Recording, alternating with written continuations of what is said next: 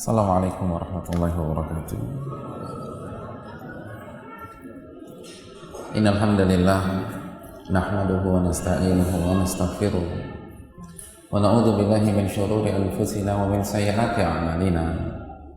Man yahdihillahu fala mudilla lahu wa man yudlil fala hadiya lahu. Asyhadu an la ilaha illallah wahdahu la syarika lahu wa asyhadu anna Muhammadan abduhu wa rasuluh. Ya ayyuhalladzina amanu taqullaha haqqa tuqatih wa la tamutunna illa wa antum muslimun.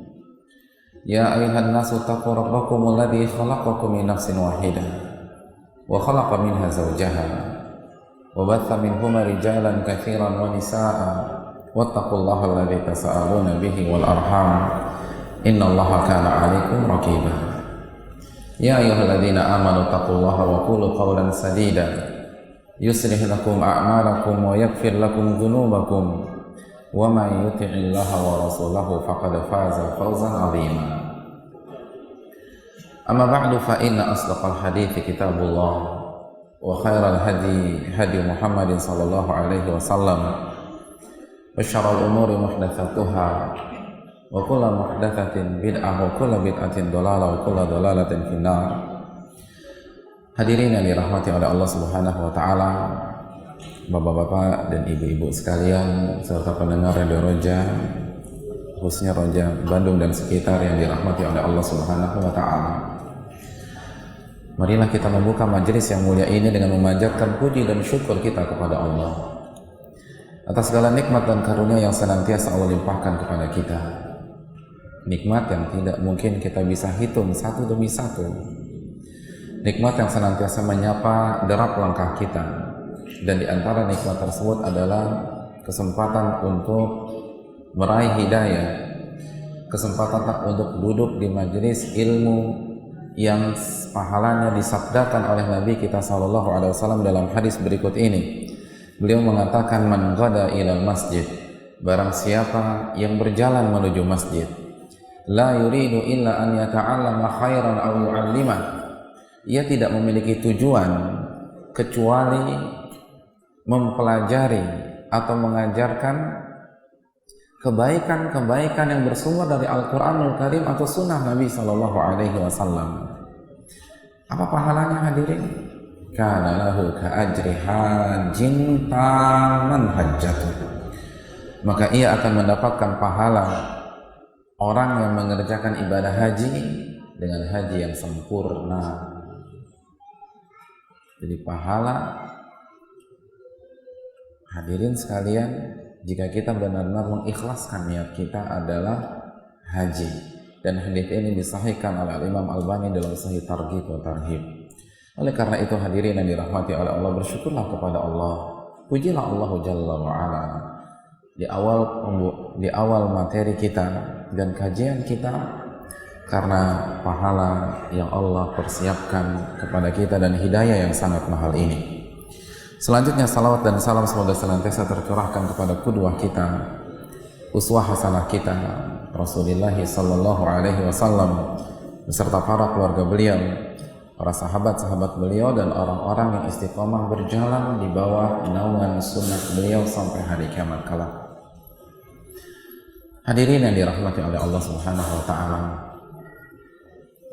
Allah Subhanahu wa taala memberikan nikmat yang tidak terkira kepada kita. Dan di antara nikmat yang sangat mulia, nikmat yang sangat besar, dan saking besarnya Allah sebutkan dalam satu atau dua ayat di dalam Al-Quranul Karim, yaitu nikmat lisan. Allah berfirman dalam surat Al-Balad ayat 9,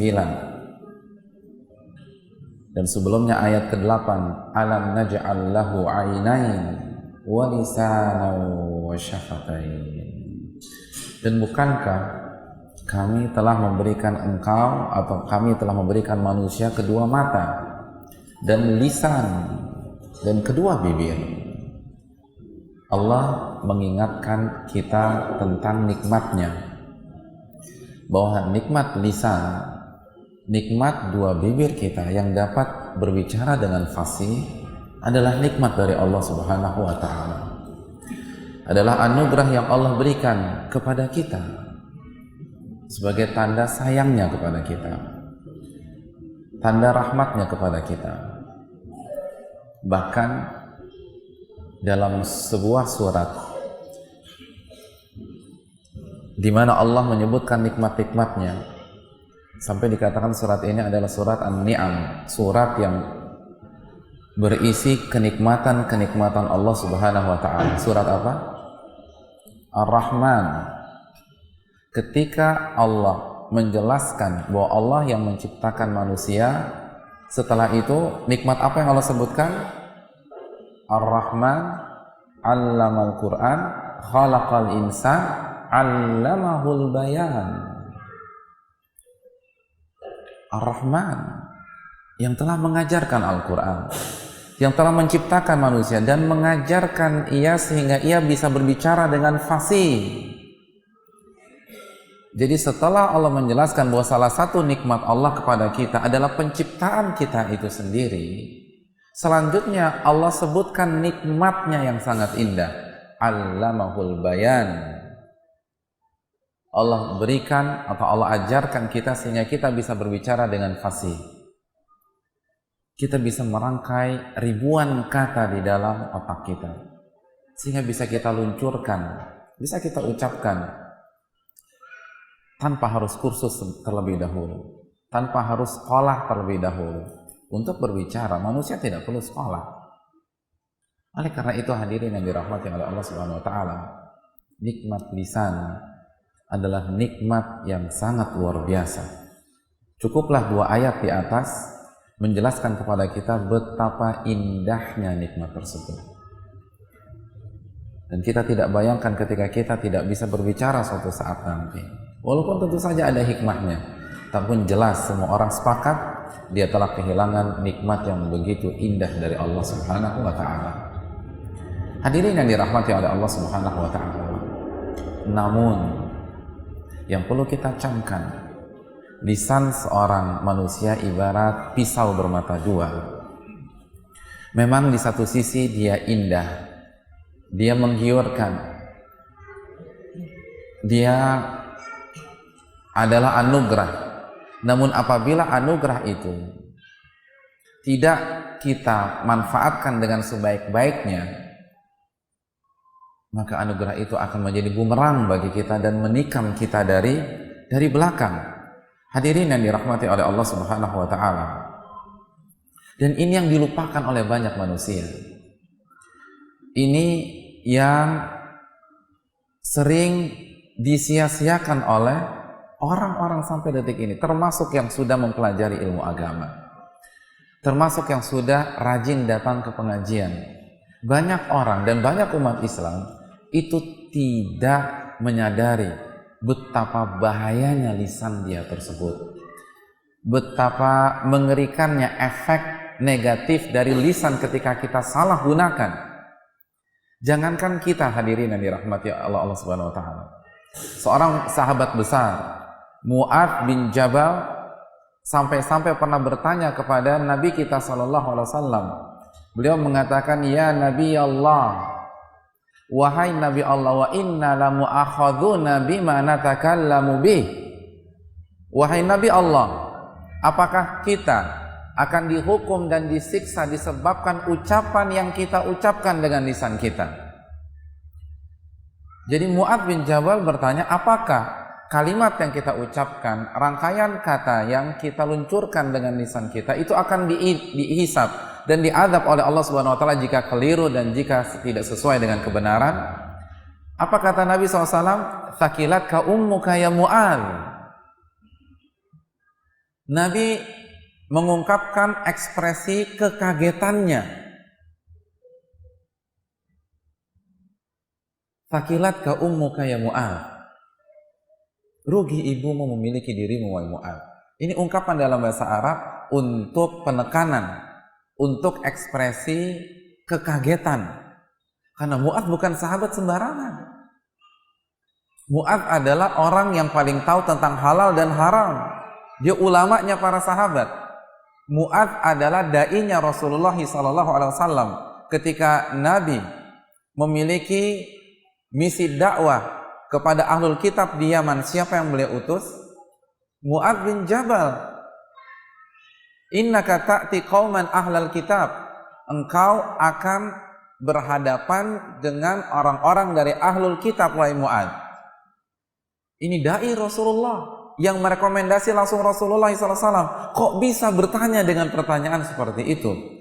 Wa inna lamu'akhaduna bima natakallamu bih. Apakah kita akan dihisab dan diazab oleh Allah karena perbuatan lisan kita? Lalu apa kata Nabi SAW? Wa hal yakubbun nasu fin nari ala wujuhim au ala manakhirihim illa hasaidu alsinatihim. Hadis Tirmidzi. Nabi mengatakan, bukankah manusia dibaringkan dengan wajahnya yang menghadap ke tanah di dalam api neraka? Siksa itu tidak lain tidak bukan kecuali karena ucapan-ucapan lisan mereka. Ucapan-ucapan lisan mereka. Hadirin yang dirahmati oleh Allah Subhanahu wa taala. Pernah dengar hadis ini? Saya kan pernah dengar, khususnya yang sudah mengkaji Arba'in An-Nawawiyah. Hadis ini dicantumkan oleh Imam Nawawi dalam hadis ke-29.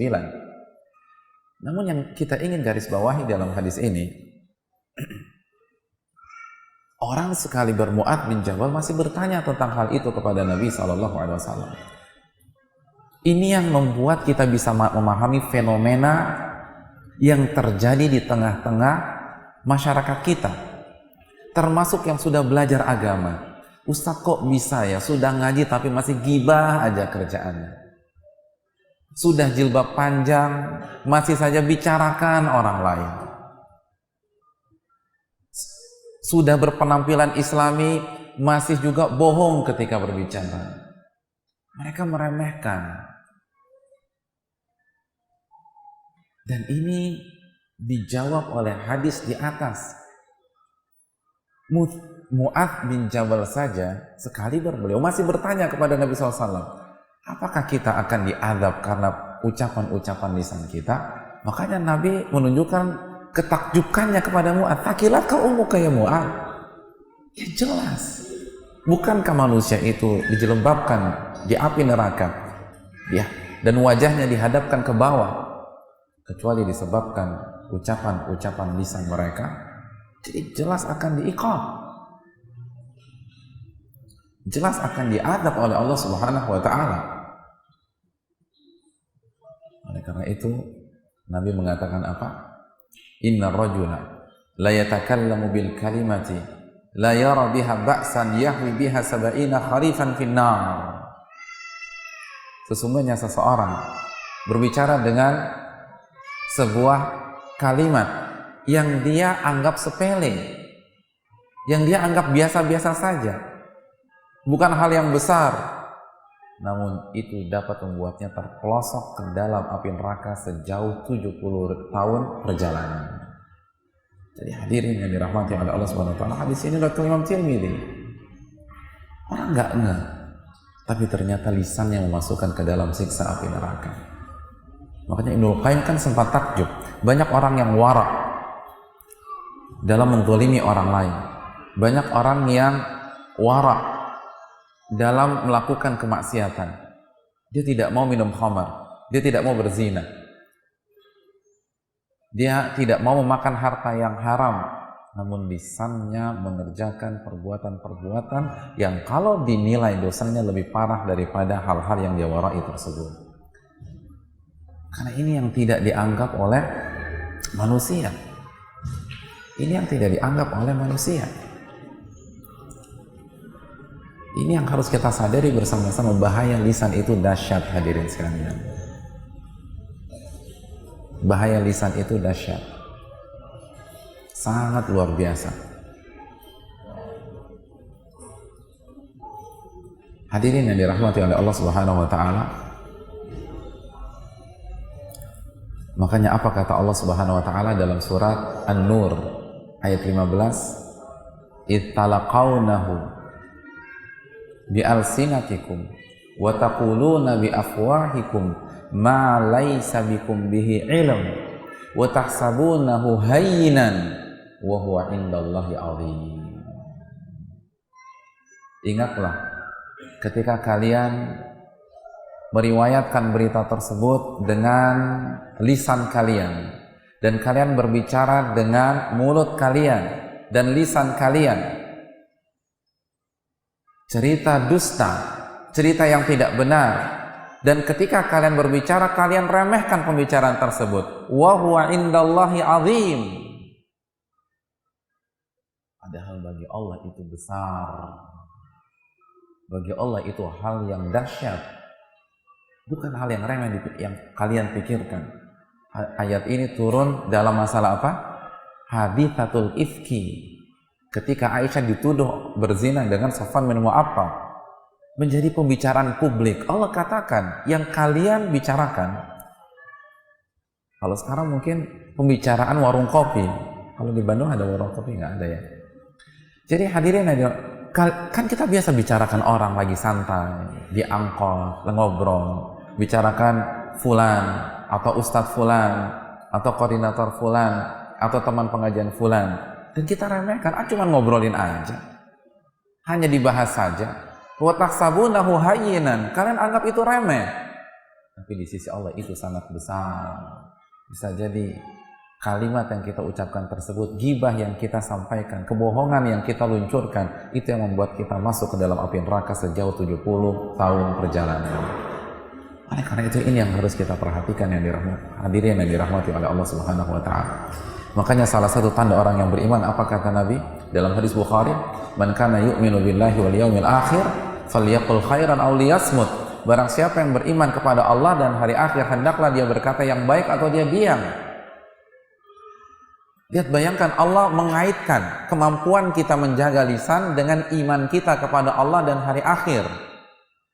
Jadi kalimat yang kita ucapkan, kata-kata yang kita luncurkan dengan lisan ini, itu mempertaruhkan iman kita kepada Allah. Jadi apa yang kita bicarakan, apa yang kita sampaikan, yang kita pertaruhkan apa? Iman kita kepada Allah dan hari akhir. Artinya kalau memang Anda yakin Allah itu maha mendengar, Allah itu as-sami', Allah itu memiliki malaikat yang mencatat seluruh ucapan-ucapan lisan kita. Allah berfirman dalam surat Qaf ayat 18, ma yalfidhu min qaulin illa ladaihi raqibun atid. Tidak ada satupun huruf yang diucapkan oleh manusia kecuali dicatat oleh Raqib dan Atid. Kalau kita benar-benar beriman dengan ayat ini, beriman kepada Allah dan Allah memiliki malaikatnya, lalu kita beriman bahwa kita akan dibangkitkan dan kita akan ditanya, kita akan dihisab, kita akan berhadapan dengan Allahu Jalla wa'ala tanpa ada penerjemah, dan di hadapan kita surga dan neraka. Falyaqul khairan aw liyasmut. Maka hendaklah Anda berkata baik atau diam. Hendaklah dia berkata baik atau diam. Itu kalau kita yakin iman itu benar-benar masuk ke dalam hati kita. Pelajaran asma wa sifat, nama-nama dan sifat Allah, pelajaran tentang tauhid itu benar-benar menancap dengan kokoh di dalam dada kita. Bukan hanya sekedar retorika, bukan hanya sekedar menamatkan buku, bukan hanya sekedar menghatamkan, bukan hanya sekedar menghafalkan dalil-dalilnya, walaupun menghafal dalil, menghatamkan adalah pekerjaan yang sangat mulia. Tapi bukan hanya sebatas wawasan, namun benar-benar sebuah akidah yang menancap di dalam diri kita. Maka hendaklah kita berkata baik atau diam. Ini dilupakan oleh banyak orang. Yang dilupakan oleh banyak orang. Makanya hadirin yang dirahmati oleh Allah Subhanahu wa taala, pemahaman terbaliknya dari hadis ini, mafhum mukhalafah, atau dalam ilmu usul dalilul khitab. Orang yang tidak menjaga lisannya maka imannya bermasalah, walaupun rajin tahajud, walaupun rajin puasa Nabi Daud, walaupun penampilannya sudah islami, sudah nyunnah, baik laki-lakinya maupun wanitanya, baik ikhwannya maupun akhwatnya, walaupun menghafalkan banyak dalil, kalau bicaranya masih kasar, masih banyak dosanya, masih berbohong, masih ghibah dan seterusnya yang akan kita uraikan sebentar lagi, maka imannya bermasalah. imannya bermasalah. Terlepas sudah berapa tahun dia ikut pengajian, sudah berapa tahun dia mengkoordinasi pengajian, sudah berapa tahun dia berdakwah, sudah berapa tahun dia menghatamkan Al-Quran, menghafal buku-buku hadis. Kalau lisannya masih bermasalah, berarti imannya bermasalah. Imannya hanya sekedar retorika, imannya hanya sekedar ensiklopedi. Oke, dia hafal ayat, tapi tidak masuk ke dalam hatinya. Jadi jangan terlalu bangga dulu dengan penampilan kita, dengan rapor pengajian kita, dengan apa yang sudah kita lakukan selama ini. Cek dulu lisan kita, benar apa tidak selama ini. Kalau masih suka ngadu domba, membicarakan aib orang, berarti Anda masih bermasalah. Masih bermasalah. Dan ini yang harus diperhatikan, khususnya yang sudah belajar agama. Khususnya yang sudah belajar agama. Lisan ini benar-benar sangat berbahaya. Makanya Abdullah bin Abbas sampai mengatakan kepada lisannya, dia pegang lisannya. Jadi orang sekaliber Abdullah bin Abbas, ahli tafsir nomor 1, karena benar-benar paham tentang masalah ini, suatu saat dia pegang lisannya, dia julurkan lisannya, beliau pegang, dan beliau mengatakan, waihaka qul khairan tagnam. Celaka engkau wahai lisan, berkatalah yang baik maka engkau akan beruntung. Auskut an su'in taslam, atau diam dari berbicara yang buruk maka engkau akan selamat. Wa illaka annaka satandam, kalau tidak maka engkau akan menyesal wahai lisan.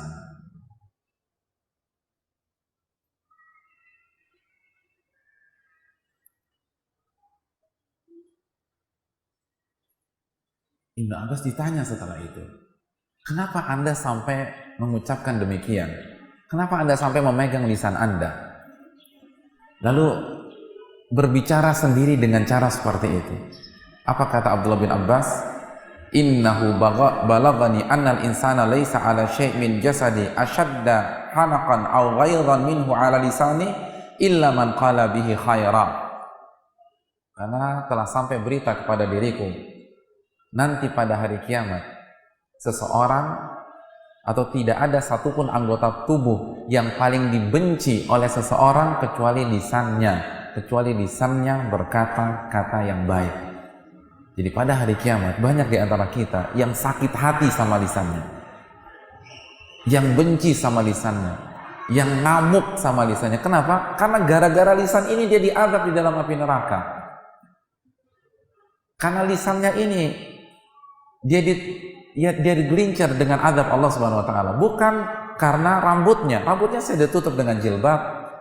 Bukan karena badannya sudah dia tutup dengan baju yang sesuai dengan syariat. Bukan karena mata kakinya, karena sudah sesuai dengan tuntunan Nabi. Tapi lisan, dia benci sekali dengan lisannya. Dia benci sekali dengan lisannya. Ini pun yang menyebabkan Abdullah bin Mas'ud mengatakan sambil bersumpah, demi Allah, alladzi la ilaha illahu, yang tidak ada ilah yang berhak diibadahi kecuali dirinya, ma'alal ardi syai'un ahwaju ila tuli sijan min lisan. Tidak ada satupun hal di muka bumi ini yang lebih pantas untuk mendapatkan hukuman penjara dalam waktu yang lama kecuali lisan. Jadi lisan kita harus kita jaga. Kalau perlu dipenjarakan, kata Abdullah bin Mas'ud, dengan Anda diam saja, itu lebih baik daripada Anda berbicara apa yang menyebabkan kita jatuh ke dalam api neraka dengan tragis tersebut. Oleh karena itu hadirin, ini yang harus kita camkan baik-baik. Para ulama kita sangat takut terjatuh ke dalam masalah-masalah lisan. Jadi kalau Abdullah bin Abbas khawatir, padahal ilmunya sudah seperti itu, amalnya sudah banyak. Ini sepupu Nabi Ahlul Bait, ibadahnya luar biasa, ibadahnya sangat luar biasa.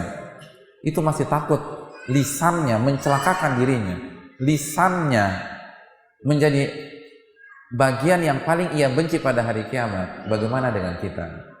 Sudah berapa ayat yang kita sudah pahami tafsirnya?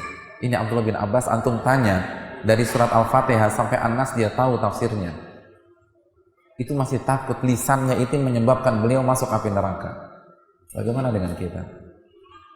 Sudahkah kita sudah mengetahui tafsir surat Al-Fatihah? Sudahkah kita mengetahui tafsir surat Al-Ikhlas dengan benar? Kalau belum, kenapa tenang-tenang saja dengan lisan kita? Ini tokoh besar takut dengan lisannya. Karena lisan tidak bertulang. Karena manusia itu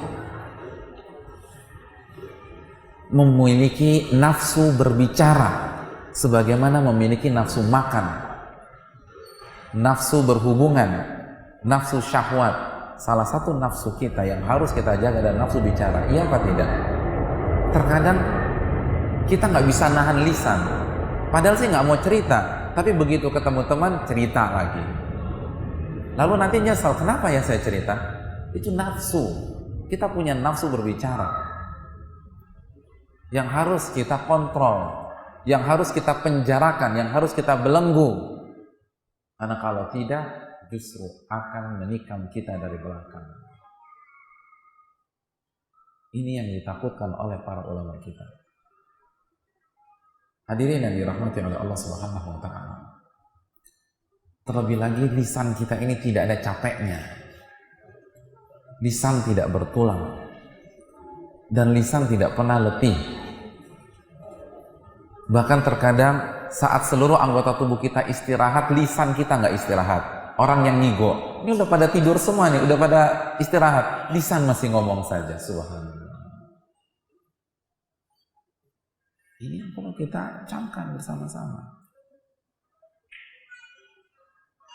Kalau misalnya bapak-bapak dan ibu-ibu sekalian habis kajian pergi ke Masjid Cipaganti, jalan kaki sendirian, pegel apa enggak? Pegel atau tidak? Dari sini jalan ke Masjid Cipaganti sendirian, pegel atau tidak? Pegel. Yang pegel apanya? Kaki. Yang capek apa? Kaki. Lalu dari Masjid Cipaganti balik lagi ke sini, tapi bareng teman. Sepanjang perjalanan ngobrol, cerita sana, cerita sini, bicarakan fulan, bicarakan alan. Saya ingin bertanya, perjalanan yang kedua pegel atau tidak? Capek atau tidak? Capek. Yang capek apanya? Kaki juga, lisan nggak capek. Jadi pas perjalanan pertama, lisan diam, kaki yang berjalan. Ternyata yang capek apa? Kaki.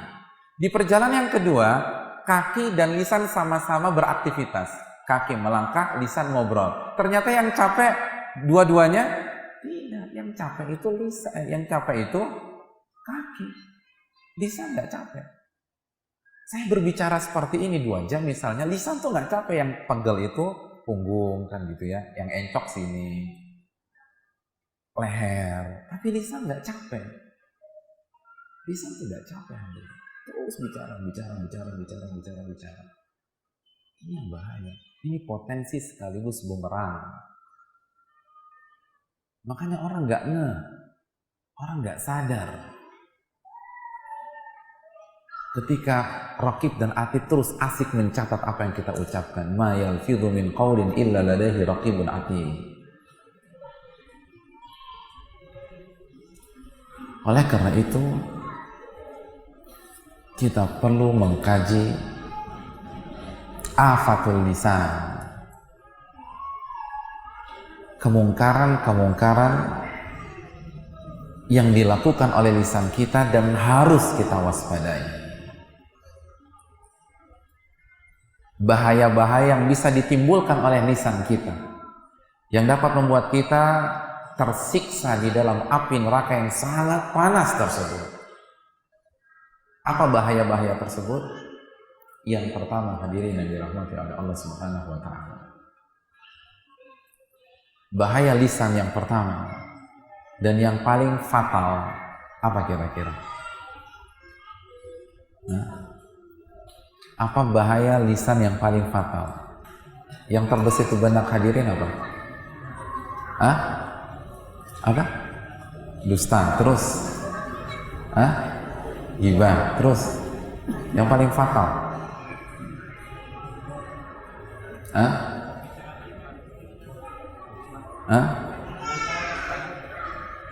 yang pertama syirik, bukan ghibah, syirik. Inilah bahaya pertama. Saya ingin bertanya, lisan bisa syirik apa tidak? Sangat mungkin. Bahkan ini adalah salah satu media kesyirikan terbesar.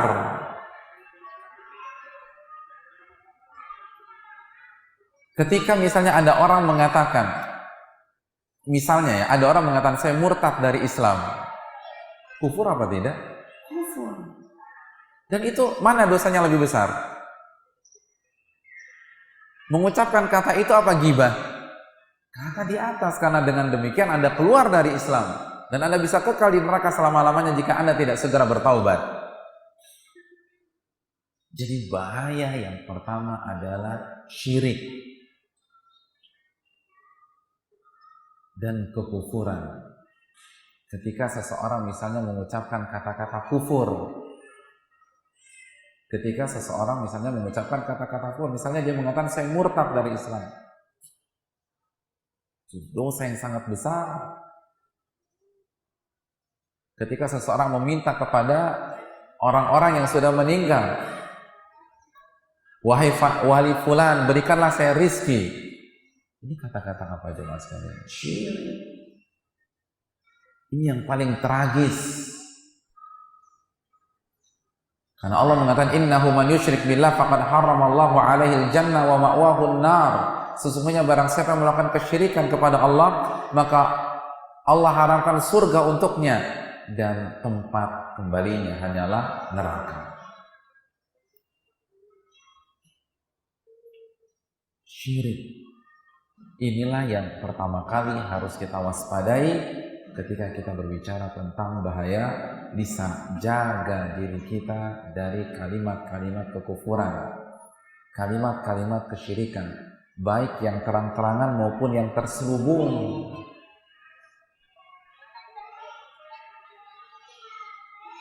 Ketika seseorang meminta, bertawasul kepada wali yang sudah meninggal, beristighotsah kepada mereka, atau langsung berdoa kepada mereka. Ada doa yang tersebar di sebagian masyarakat kita, ya Syekh Abdul Qadir Jailani, agithni sari'an bi'izzatillah. Wahai Syekh Abdul Qadir Jailani, tolonglah aku dengan kemuliaan Allah Subhanahu wa taala. Subhanallah. Minta tolong kepada Syekh Abdul Qadir Jailani, orang musyrik Quraisy saja yang hanya mengatakan ma na'buduhum illa liqarribuna ilallahi zulfa dalam surat Az-Zumar ayat 3. Itu sudah dicap musyrik oleh Allah. Kami tidak beribadah kepada mereka kecuali agar mereka mendekatkan diri kami kepada Allah. Itu saja sudah dicap musyrik oleh Allah. Sekarang ada orang mengatakan, ya Syekh Abdul Qadir Jailani, tolonglah aku dengan kemuliaan Allah Subhanahu wa taala. Minta tolongnya kepada siapa? Subhanallah. Dan ini bukan berarti kita memandang sebelah mata Syekh Abdul Qadir Jailani. Beliau adalah ulama besar, ulama ahlu sunnah wal jamaah. Bahkan salah satu statement beliau dalam kitab beliau Fathur Rabbani, alaikum biman habis salafi saleh, wajib atas kalian mengikuti manhajnya para sahabat. Itu statement Syekh Abdul Qadir Jailani. Wajib atas kalian mengikuti jalannya para salafus saleh. Jadi yang mengatakan salaf itu Syekh Abdul Qadir Jailani, dan bisa antum cek di Fathur Rabbani. Beliau yang mengatakan alaikum bil ittiba min ghairil ibtida'. Wajib atas kalian berittiba kepada Rasulullah tanpa melakukan bid'ah. Saya hanya menerjemahkan ya. Kata-kata ini bukan dari saya, itu dari Syekh Abdul Qadir Jailani rahimahullah. Jadi ini ulama besar. Namun bukan berarti minta pertolongan kepada siapa? Beliau. Tanpa sedikit pun menurunkan derajat beliau dan mengurangi rasa hormat kita kepada beliau. Tapi ini kesyirikan. Dan beliau berlepas diri dari itu semua. Ya, karena itu hadirin yang dirahmati oleh Allah Subhanahu wa taala. Yang pertama syirik, atau syirik-syirik kecil yang terselubung misalnya, yang kita remehkan. Misalnya seseorang bersumpah dengan menyebut nama Allah. Misalnya orang bersumpah demi cintaku padamu, ini kan nggak boleh. Kalau ini sumpah ya, demi kamu. Kalau ini sumpah, maka itu tidak diperbolehkan dan itu syirik. Man halafa bi ghairillah faqad kafara. Barang siapa yang bersumpah dengan selain nama Allah, maka dia kufur atau syirik kecil. Atau kalau bukan karena kamu aku sudah celaka, ini tidak boleh. Karena yang diperbolehkan apa? Kalau bukan karena Allah lalu engkau, ini gara-gara obat ini saya sembuh. Ini tidak boleh. Ini berarti menyandarkan kesembuhan kepada obat. Padahal Allah yang mengatakan, Nabi yang mengatakan la syifaa illa syifauka. Tidak ada kesembuhan kecuali kesembuhan dari engkau ya Allah. Jadi jaga kata-kata kita, jangan sampai terjatuh ke dalam kesyirikan atau kekufuran, baik yang besar maupun yang kecil. Ini dulu sebelum berbicara yang lain. Karena kesyirikan adalah dosa yang paling fatal. Inna syirka la dzulmun adzim. Dalam surat Luqman ayat 13 Allah mengatakan sesungguhnya kesyirikan adalah kezaliman dan dosa yang paling besar. Itu yang pertama. Yang kedua apa? Apa bahaya lisan yang kedua hadirin?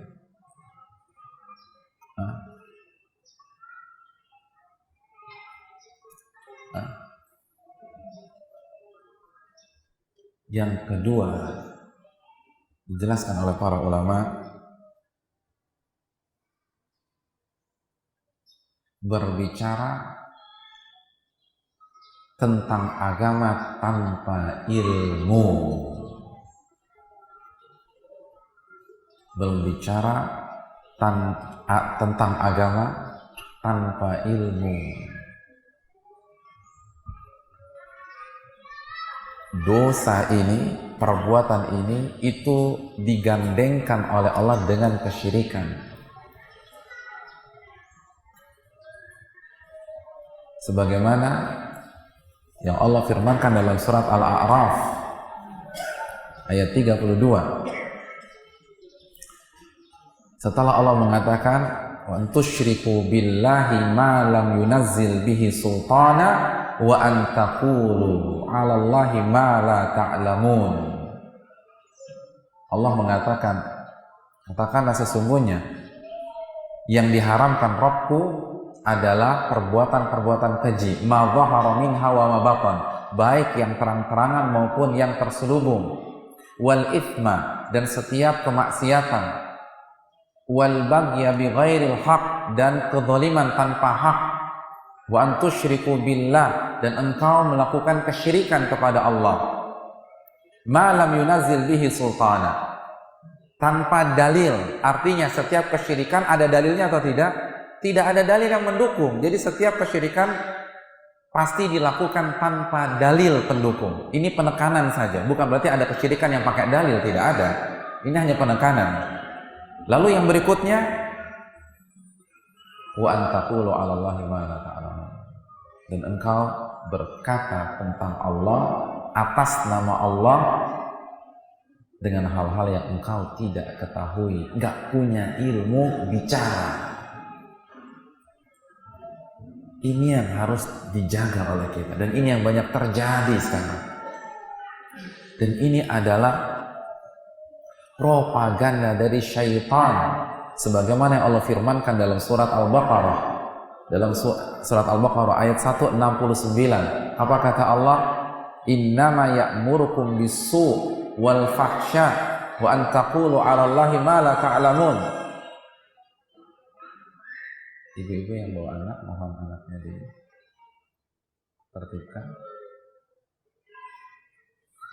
Jadi Allah mengatakan sesungguhnya yang syaitan perintahkan kepada kalian adalah perbuatan buruk dan keji.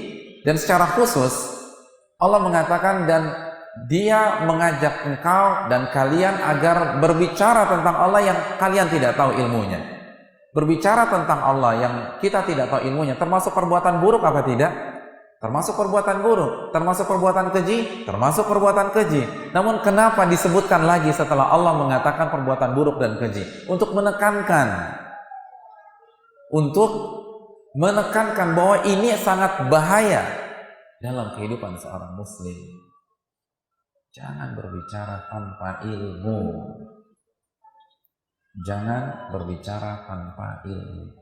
Dan Allah berfirman dalam surat Al-Isra 36, "Wala taqfu ma laysa laka bihi ilm." Dan janganlah engkau mengikuti, bertindak, berbicara apa yang engkau tidak tahu ilmunya. Inna sam'a wal basara wal fu'ada kullu ulaika kana anhu mas'ula. Karena sesungguhnya pendengaran engkau, penglihatanmu dan hatimu semuanya akan ditanya oleh Allah. Jangan berbicara tanpa ilmu. Termasuk yang sudah belajar agama, hati-hati dalam masalah ini. Karena banyak masalah terjadi di tengah-tengah umat itu karena orang yang tidak tahu ilmu berbicara. Makanya Ali bin Abi Thalib pernah mengatakan, al-ilmu qalil katharahul jahilun. Ilmu itu sebenarnya simpel, yang bikin ribet itu orang-orang bodoh ikut bicara.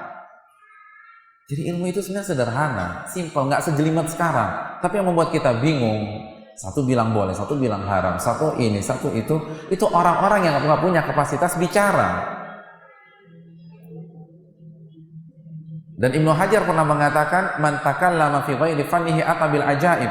Barang siapa yang berbicara bukan dalam bidangnya, dia tidak punya kapasitas dalam masalah ilmu agama, bicara tentang agama, atabil ajaib, maka dia akan mendatangkan keajaiban demi keajaiban. Artinya aneh-aneh fatwanya yang nggak pernah didengar oleh Abu Bakar, Umar, Utsman dan lain sebagainya. Jadi hati-hati dalam masalah ini. Jangan ada yang berbicara tanpa ilmu. Apa saja bentuk-bentuk berbicara tanpa ilmu? Berbicara tentang agama tanpa ilmu, yang pertama hadirin, berfatwa tanpa ilmu. Kalau hadirin sekalian mendengar kata-kata fatwa, yang terbesit di benak kita apa? MUI gitu ya. Selain MUI, selain MUI apa? Apa makna fatwa?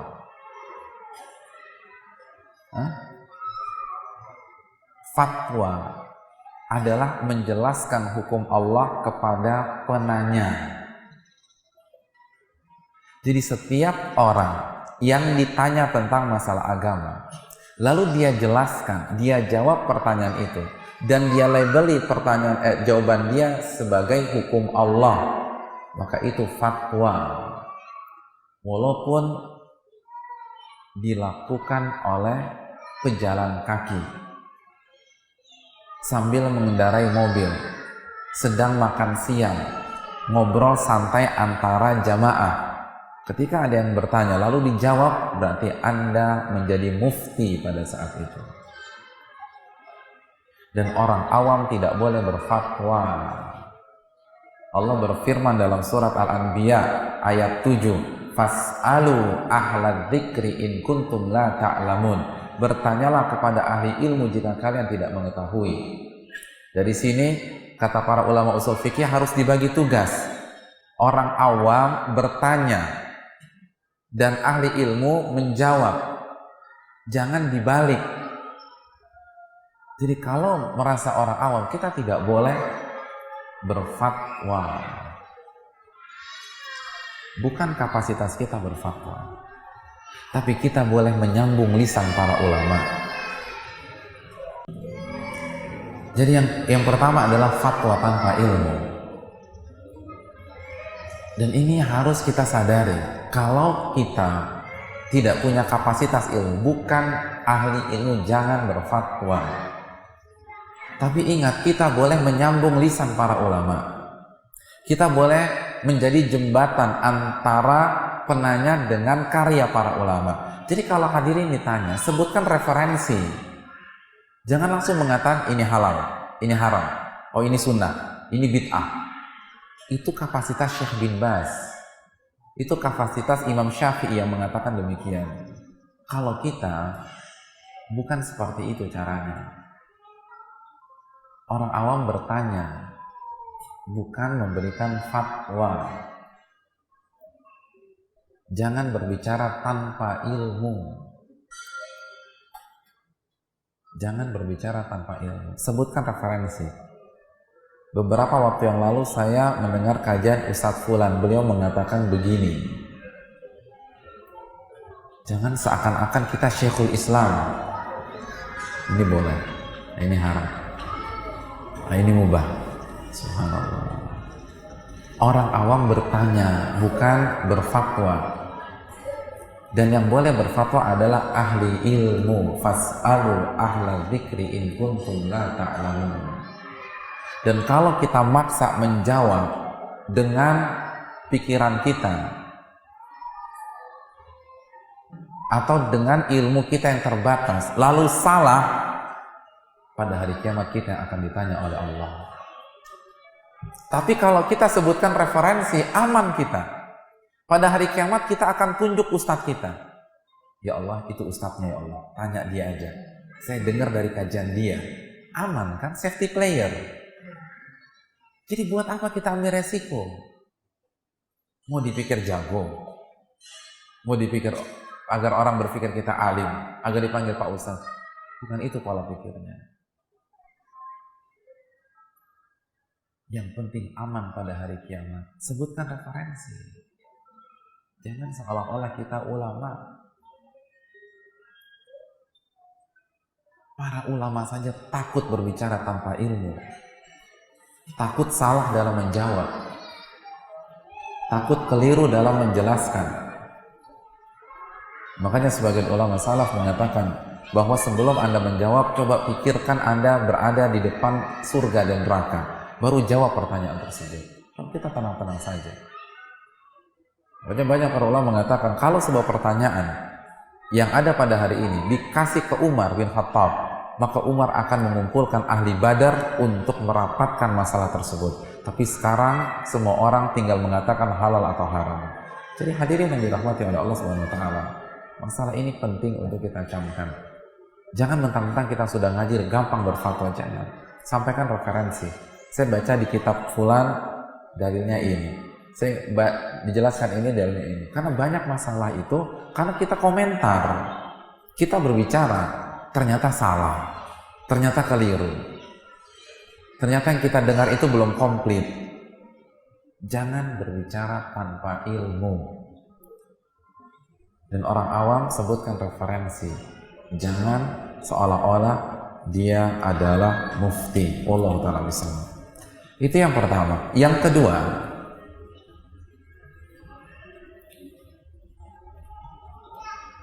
kedua dijelaskan oleh para ulama, makna berbicara tentang agama tanpa ilmu adalah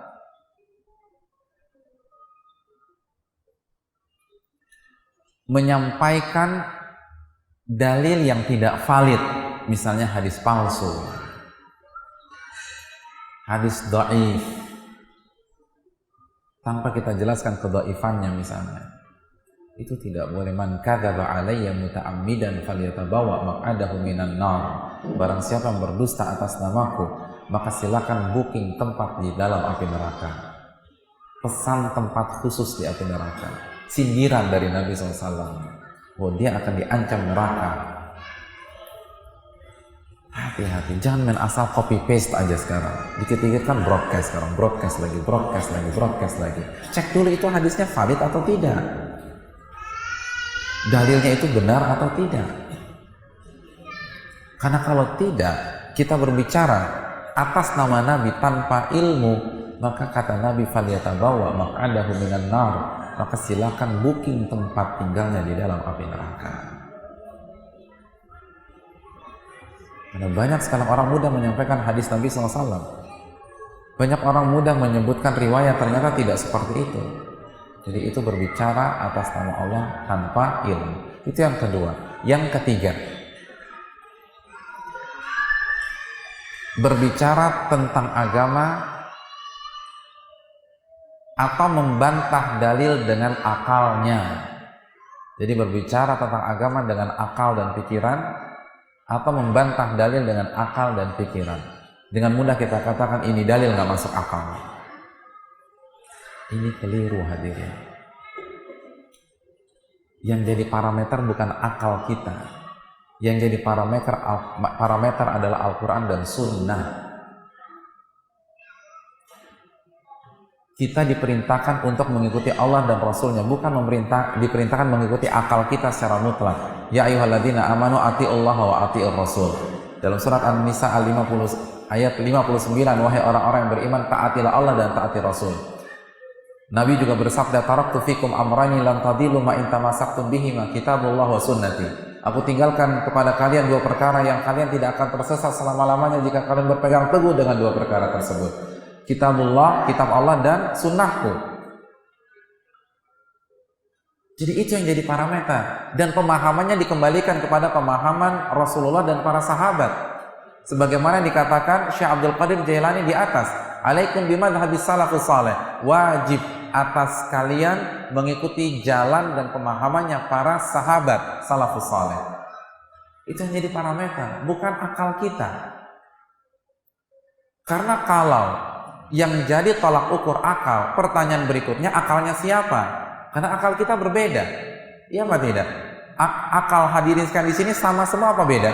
Beda. Jangankan akal bapak-bapak dan ibu-ibu sekalian, akal kita sendiri beda suasana, beda pola pikir. Ya tidak. Kita baru bangun tidur jam 3 pagi, dibangun jam 4. Kira-kira bisa berpikir jernih tidak? Sama tidak pola pikir kita? Saat kita dibangunkan jam 4 pagi, baru tidur jam 3 pagi, dengan pola pikir kita tidur 8 jam lalu bangun jam setengah 5 pagi. Beda. Itu satu orang, pola pikir udah beda. Kalau beda suasana, lalu Anda mau menjadikan akal Anda sebagai patokan syariat, ini tidak dibenarkan. Ketika seseorang mengucapkan statement, mengomentari agama dengan akalnya, maka dia berbicara atas nama Allah tanpa ilmu. Karena ilmu itu Al-Quran dan hadis, bukan akal Anda. Bukan akal Anda. Karena kalau akal berbeda. Akal kita ketika usia 30 tahun dengan akal kita pada saat kita berusia 130 tahun, sama apa beda? Beda. Itu satu orang, udah beda. Jadi sekarang nggak masuk akal. Akal siapa nih? Akal antum yang sekarang, yang baru pulang dari Amerika, atau akal antum yang sebelum pergi ke Amerika? Kan begitu. Jadi akalnya siapa? Akal Anda saja beda. 5 tahun yang lalu Anda nggak seperti ini. Jadi yang saya ambil pegangan, akal Anda yang mana? Yang baru pulang dari Amerika tadi, atau yang belum berangkat ke Amerika? Jadi akal seseorang saja itu beda. Jangankan akal si A, B, dan C. Akal A saja beda. Jadi makanya sebagian ulama mengatakan, orang yang mengatakan ini hadis nggak masuk akal, itu orang yang sangat sombongnya luar biasa. Jadi yang tafsirnya apa? Kalau kita mengatakan bahwa hadis ini tidak masuk akal, artinya hadis ini tidak masuk akal saya. Berarti yang jadi tolak ukur akal saya. Karena kalau akal saja, akal berbeda. Jadi semua manusia di muka bumi ini suruh ikut akal dia. Anda siapa? Dan orang yang lebih cerdas dari Anda nggak mengatakan seperti Anda. Kalau misalnya ada khilaf, perbedaan antara dua pihak, yang satu profesor matematika, yang kedua anak kelas 1 SD. Kata anak kelas 1 SD, rumus logaritma ini nggak masuk akal.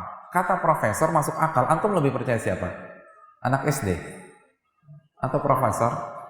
Jelas profesor. Iya nggak? Ada khilaf nggak di sini? Tidak ada kan? Nah sekarang Imam Syafi'i nggak mengatakan demikian. Imam Syafi'i mengatakan masuk akal. Imam Ahmad mengatakan masuk akal. Umar bin Khattab mengatakan masuk akal. Abdullah bin Abbas mengatakan masuk akal. Terus ada orang-orang di zaman sekarang meragukan hadis Nabi. mengatakan syarat ini tidak masuk akal, syarat ini kejam, Anda tidak lebih pintar daripada Imam Syafi'i. Anda dibanding Imam Syafi'i itu seperti profesor dengan anak playgroup. Bukan anak SD lagi, anak playgroup. Imam Syafi'i itu diriwayatkan, kalau baca buku, misalnya beliau baca halaman pertama, itu halaman kedua ditutup. Loh, itu sunnah baru ya Ustaz? Bukan sunnah. Khawatir terbaca. Karena kalau kita baca buku, itu kan kita suka curi-curi pandang, iya enggak? Bacanya sih halaman pertama, tapi suka nyuri pandang ke halaman kedua, iya apa tidak? Iya. Itu yang dikhawatirkan Imam Syafi'i. Kalau tercuri pandangan tersebut, maka akan terbaca. Kalau terbaca, terhafal. Kalau terhafal, maka hafalan buku tersebut di otak beliau berantakan. Yang harusnya masuk ke halaman kedua jadi masuk ke halaman pertama. Berantakan, makanya beliau ditutup biar nggak ada yang terbaca, sehingga tidak ada yang terhafal, sehingga tidak berantakan di otak beliau. Jadi beliau ini manusia, sekali baca terhafal, padahal nggak niat ngafalin, terhafal dengan sendirinya. Kita udah jungkir balik ngafalin 10 ayat nggak hafal-hafal, lalu dengan mudahnya mengatakan ini nggak masuk akal. Subhanallah. Kemana logika kita? Imam Syafi'i kalau baca terhafal, kita baca buku agama tertidur, bukan terhafal, tertidur. Iya apa enggak? Baca buku agama, datang ke pengajian, lalu dengerin khutbah Jumat, itu obat tidur yang sangat efektif. Tapi jangan ditiru. Lalu dengan mudah Anda mengatakan ini nggak masuk akal, lalu Anda buat kerancuan di hadapan umat. Ada yang mengatakan hadis lalat itu tidak masuk akal, yang apabila lalat dimasukkan ke dalam air, lalu kata Nabi apa? Ambil lagi, masukkan lagi, lalu buang, karena sesungguhnya salah satu sayap itu bakteri atau penyakit, dan salah satunya serunya atau obat. Lalu dia mengatakan tidak masuk akal, itu jorok, padahal sudah dibuktikan. Salah satu tim mikrobiologi dari Universitas Al-Qasim itu membuktikan kebenarannya. Dan kita tidak butuh pembuktian, cukuplah perkataan Nabi sebagai bukti kebenaran. Jadi akal siapa yang bermasalah? Jadi jangan menolak dalil dengan akal, karena kita tidak lebih pintar dari para ulama. Syekhul Islam Ibnu Taimiyah itu mengkhatamkan Raudhatun Nadhir 1 hari. Dari pagi sampai sore, khatam Raudhatun Nadhir wa Junnatul Manadhir, sebuah buku usul fikih dari mustasfanya Imam Ghazali. Ini buku fikih yang menjadikan pelajaran usul fikih itu angker di S1 Syariah Timur Tengah. Bukunya susah sekali. Dan kita belajar buku ini 4 tahun. Itu pun belum tentu pinter-pinter juga. 4 tahun, dan banyak yang gagal. 4 tahun belajar buku ini, itu banyak yang gagal. Syekhul Islam mengkhatamkan buku ini dari pagi sampai sore. Beliau mengatakan, saya paham dan saya hafal kata demi kata sampai halaman terakhir. Itu otaknya ulama kita. Lalu orang sekarang mengatakan, ini nggak masuk akal, ini nggak masuk akal. Allah. Jadi tolong tahu diri. Rahimallahu mar'an arafa qadra nafsi, kata para ulama. Semoga Allah merahmati orang yang tahu diri. Jadi bukan hadisnya yang masalah, otak kita yang masalah. Jadi jangan salahkan hadisnya, jangan salahkan syariatnya. Kita yang belum bisa menangkap karena kelemahan kita. Oleh karena itu hadirin, ketika orang berbicara atas nama agama tanpa ilmu, maka itu adalah bahaya lisan yang sangat fatal. Dan ini bahaya besar, ini dosa besar, berbicara atas nama Allah tanpa ilmu. Bahkan Ibnul Qayyim pernah mengatakan, berbicara atas nama agama tanpa ilmu itu bisa jadi lebih besar daripada kesyirikan itu sendiri. Kenapa demikian? Karena salah satu sebab kesyirikan gara-gara fatwa tanpa ilmu. Ini sebabnya, ini penyakitnya nih. Gara-gara ada fatwa tanpa ilmu, lahirlah kesyirikan, lahirlah kebid'ahan, lahirlah kemaksiatan. Sekarang banyak wanita yang tidak mau, yang meragukan wajibnya memakai jilbab. Kenapa? Karena ada fatwa jilbab itu tidak wajib dan budaya orang Arab. Padahal kita tahu bersama orang Arab sebelum turun ayat hijab pun nggak pakai jilbab. Jadi hadirin yang dirahmati oleh Allah Subhanahu Wa Taala, banyak fatwa tanpa ilmu yang akhirnya melahirkan kekufuran, kesyirikan, kebid'ahan, kemaksiatan, kemungkaran dan lain sebagainya. Jadi ini harus kita sadari. Dan untuk kita, khususnya sudah ngaji, jaga lisan kita jangan sampai berbicara tanpa ilmu. Mendingan cek cross lagi ke ustadznya tentang hukum suatu perkara. Jangan sampai kita mengomentari orang berfatwa tanpa ilmu, ternyata kita pun ikut andil berfatwa tanpa ilmu. Itu yang kedua, berbicara tanpa ilmu. Bahaya lisan yang ketiga.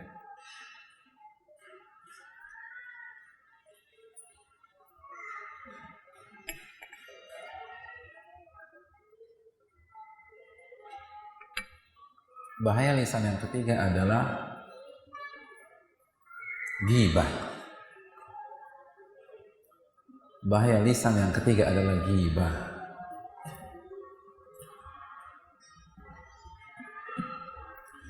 Ini adalah bahaya yang sangat luar biasa. Di samping atau setelah hal-hal di atas.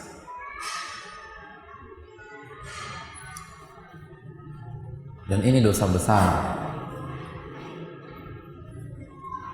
Dosa besar. Apa definisi ghibah? Dalam hadis Muslim, Nabi mengatakan ghibah dzikruka akhaka bima yakrah. Engkau berbicara tentang saudaramu yang apabila dia mendengarnya, dia akan membencinya, dia nggak suka. Ustadz, tapi ini fakta. Saya sudah pastikan dia benar begitu. Apa kata Nabi SAW?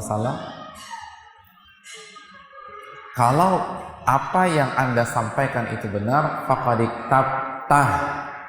Dalam hadis Muslim di atas, kalau yang engkau sampaikan benar, maka engkau telah menggibahnya. Dan kalau yang engkau sampaikan salah, apa kata Nabi? Faqad bahatta, engkau telah memfitnahnya.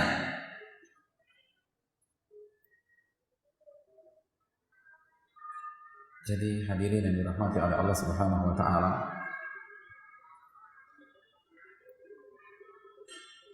hati-hati dalam masalah ghibah. Hati-hati dalam masalah ghibah. Dan ghibah seperti kita makan bangkai saudara kita. Seperti kita makan bangkai saudara kita. Allah berfirman dalam surat Al-Hujurat, "Wala yaktab ba'dukum ba'dan," ayat 12. Janganlah kalian saling menggibahi satu dengan yang lain. Ayuhibbu ahadukum an ya'kula lahma akhihi maitan fakarihtumuh. Bukankah kalian membenci memakan bangkai saudara yang kalian benci tersebut? Jadi, bukankah kalian benci memakan bangkai manusia? Ketika kalian menggibah, maka Anda sama saja memakan bangkai saudara Anda.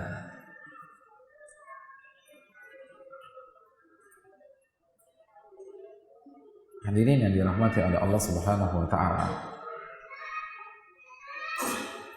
Namun masih banyak terjadi di tengah-tengah kita. Ini yang dikhawatirkan.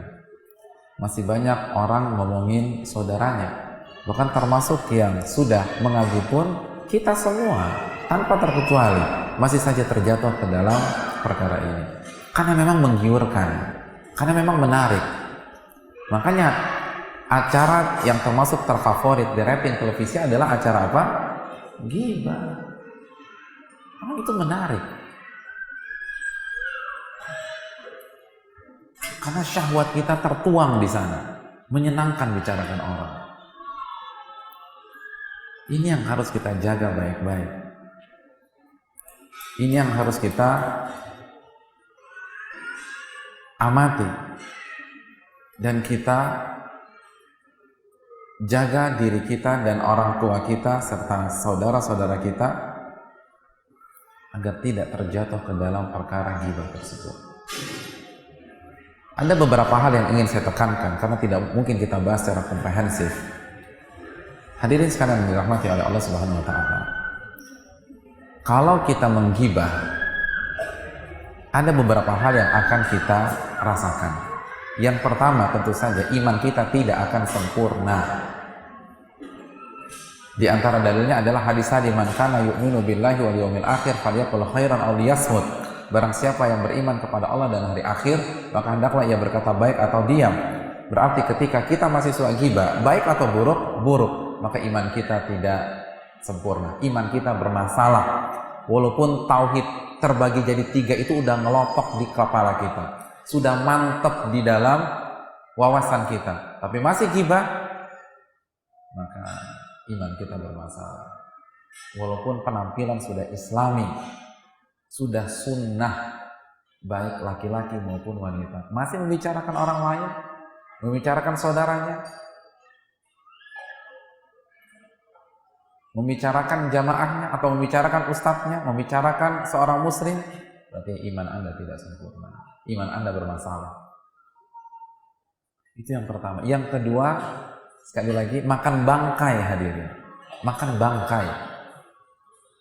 Bahkan di antara tafsir ayat tersebut, pada hari kiamat nanti Allah akan suguhkan bangkai manusia dan Allah akan perintahkan makan sebagaimana Anda makan di dunia. Jadi di akhirat kelak kita disuruh makan bangkai manusia. Na'udzubillah min dzalik. Saya ingin bertanya kepada hadirin sekalian, kalau kita bertamu ke rumah orang, pas jam makan siang, enak apa enggak? Enak ya. Pas itu kan bertamu pas jam makan siang tuh nyaman sekali. Ternyata menu siang itu adalah bangkai ayam panggang spesial yang masak chef bintang 5. Bangkai ayam panggang. Ini ayam udah jadi bangkai 2 minggu yang lalu. Terus dibuat dan disuguhkan untuk kita. Kira-kira kita makan nggak? Kita makan apa tidak bangkai tersebut? Ibu-ibu dimakan tidak? Tidak. Kita akan tolak secara halus. Mohon maaf, saya nggak makan itu. Tuan rumahnya maksa. Kita makan karena nggak enak apa tetap menolak?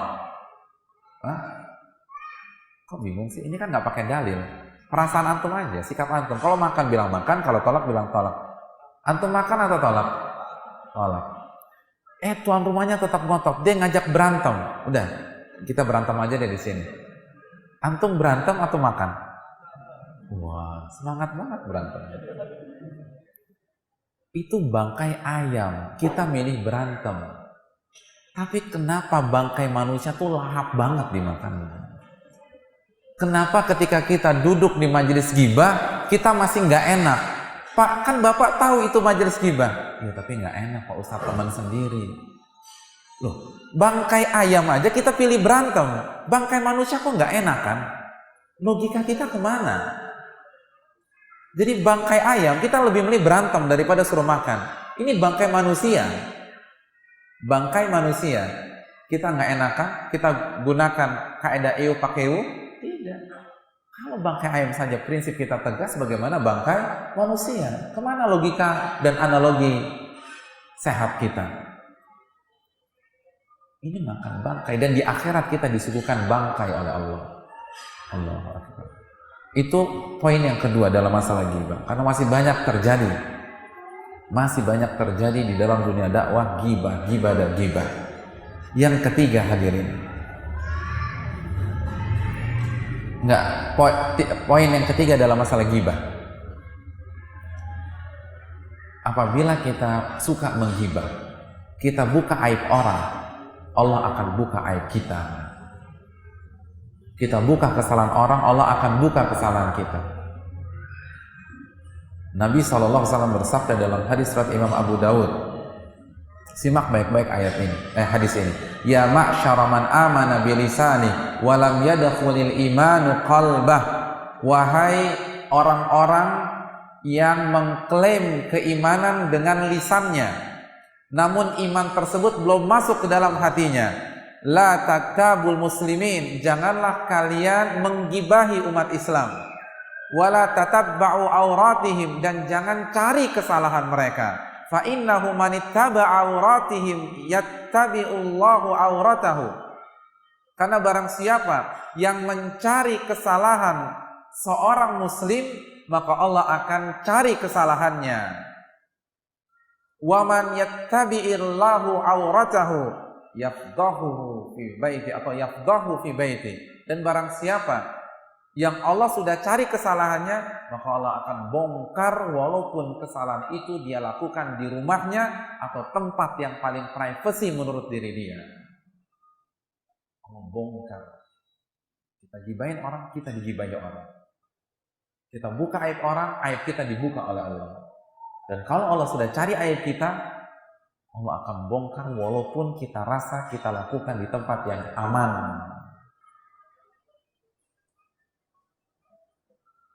Tempat yang aman. Ada orang merasa sudah aman, dia zina di kamar hotel.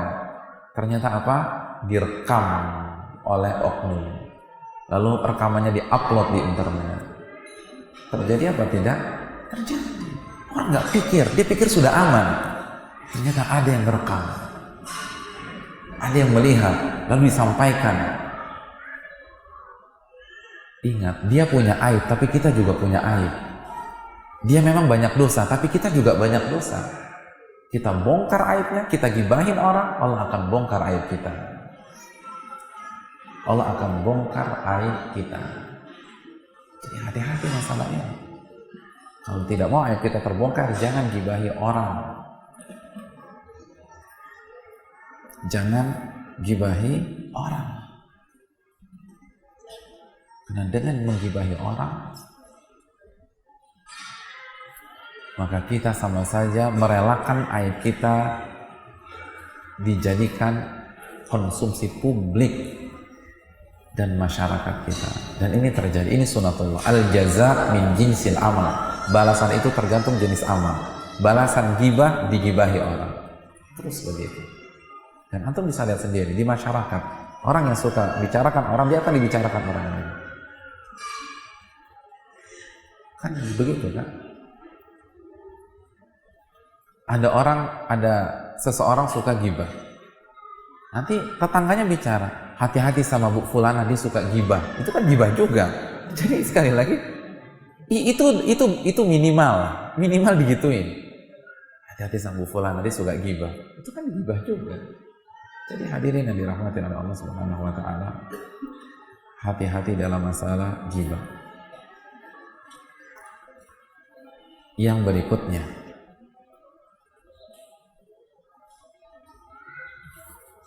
gibah dosanya sebagaimana hadis berikut ini. Ini yang harus kita renungkan. Inna min arba riba al-istitalatu fi irdil muslim bi ghairi haq. Nabi SAW bersabda dalam hadis riwayat Imam Abu Daud dan Imam Ahmad, dan dosa riba yang paling parah merusak kehormatan seorang muslim tanpa hak.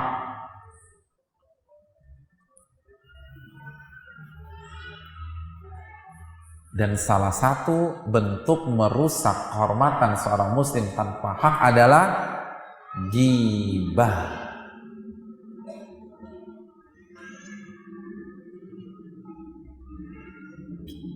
Paham tidak konsekuensi hadis ini?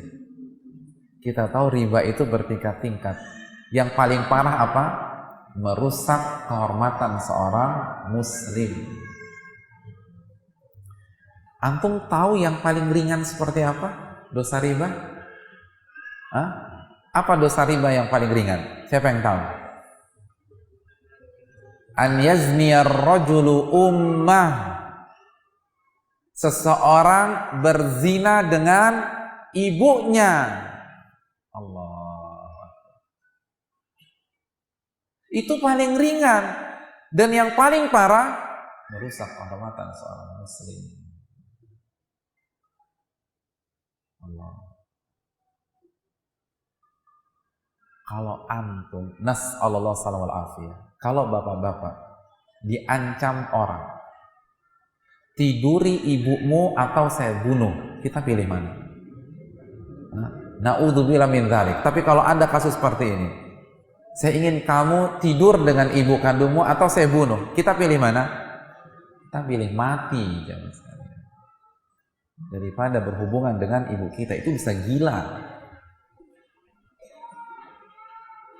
Kita tanya kepada ibu-ibu sekalian, kalau ada orang yang mengancam ibu-ibu, tiduri bapak kandungmu atau saya bunuh, ibu-ibu milih mana?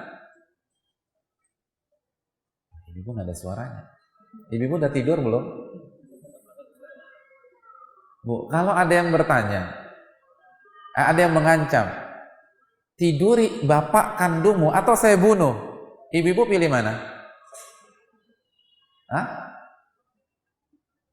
Pilih bunuh. Ibu mau pilih mati, kan begitu ya? Pilih mati. Tapi kenapa banyak orang yang masih asik bergibah dengan alasan sederhana, nggak enak Ustaz, teman-teman sendiri. Ada orang mengancam bunuh, kita lebih memilih mati. Ini dosanya lebih besar dari itu. Yang mengatakan lebih besar siapa? Jadi kalau kita berhadapan dengan hadis ini, berarti yang lebih besar dosa mana? Gibah. Kalau kita asik membicarakan orang lain, Allah, ini lebih besar daripada zina.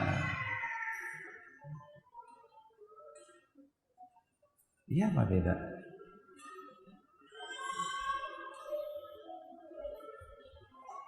Ini yang dilupakan oleh banyak orang. Ini yang dilupakan oleh banyak orang. Ini dosa besar, sangat besar.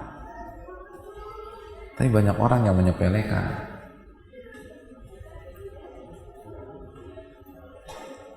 Banyak. Coba tanya kepada akhwat-akhwat atau wanita yang sudah ngaji, yang sudah belajar, ibu-ibu, kira-kira apa komentarnya habis kajian di sini langsung buka kostum pakai tank top dan hot pants? Kira-kira aib tidak? Habis ngaji pakai jilbab besar, keluar pakai tank top, hot pants, aib? Aib. Tapi itu lebih mending daripada habis ngaji gibah. Itu lebih mending. Iya atau tidak? Benar tidak kalau kita lihat hadis di atas? Riba yang paling ringan itu zina dengan ibu sendiri. Mana yang lebih mending? Lebih parah dosanya, zina dengan ibu atau pakai tank top? Jelas, tanpa diragukan. Jadi sebagian itu yang dianehkan Ibnul Qayyim. Kalau kita berbicara dengan ketika kita berhadapan dengan kemungkaran-kemungkaran yang nyata seperti itu, kayaknya tuh kita warok sekali. Dan memang harus demikian. Tapi ketika berbicara tentang bahaya bahasa lisan, lupa semuanya. Lupa semuanya. Lupa semuanya.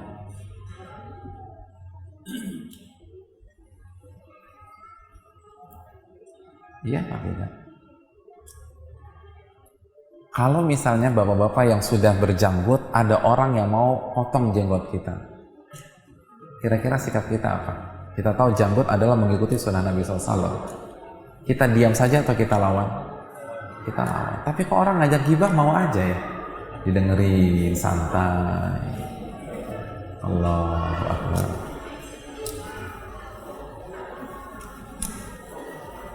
Apakah ini lebih rendah daripada yang sebelumnya? Lihat hadis di atas. Ini arba riba.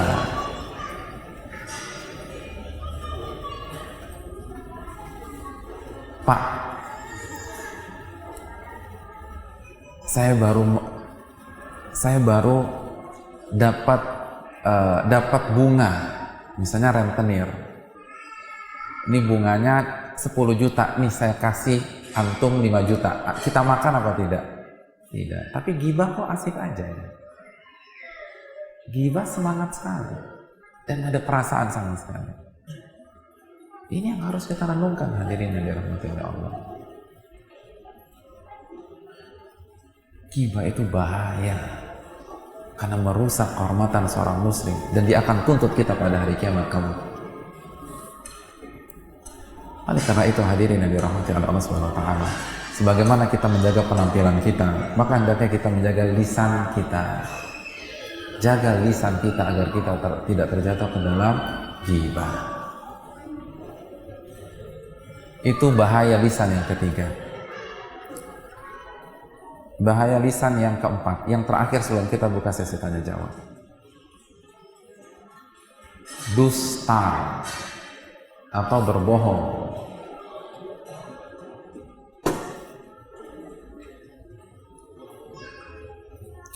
Dusta atau berbohong.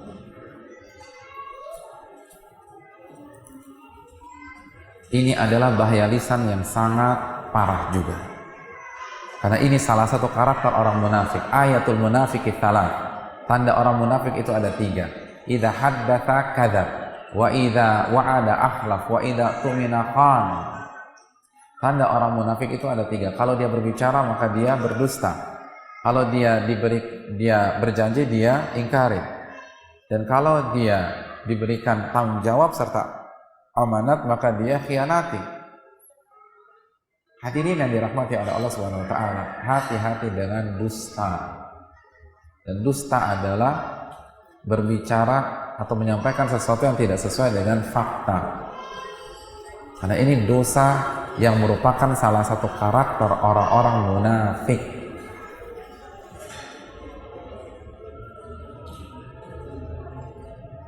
Bahkan Ibn Abi Dunya membawakan beberapa riwayat dari para salaf. Mereka ditanya, apakah seorang mukmin bisa jadi orang yang pengecut? Mereka jawab, bisa saja. Apakah seorang mukmin bisa menjadi orang yang pelit? Bisa saja. Apakah orang mukmin bisa menjadi orang yang pendusta? Tidak. Orang muslim tidak dusta. Orang mukmin tidak bohong. Makanya Ka'ab bin Malik ketika tidak ikut perang Tabuk, bohong tidak di hadapan Nabi? Tidak. Jadi seorang mukmin mungkin khilaf nggak ikut perang, tapi dia nggak bohong. Jadi nggak ikut perang, nggak ada uzur sama sekali. Ka'ab bin Malik, antum bisa baca hadisnya dalam Sahih Bukhari.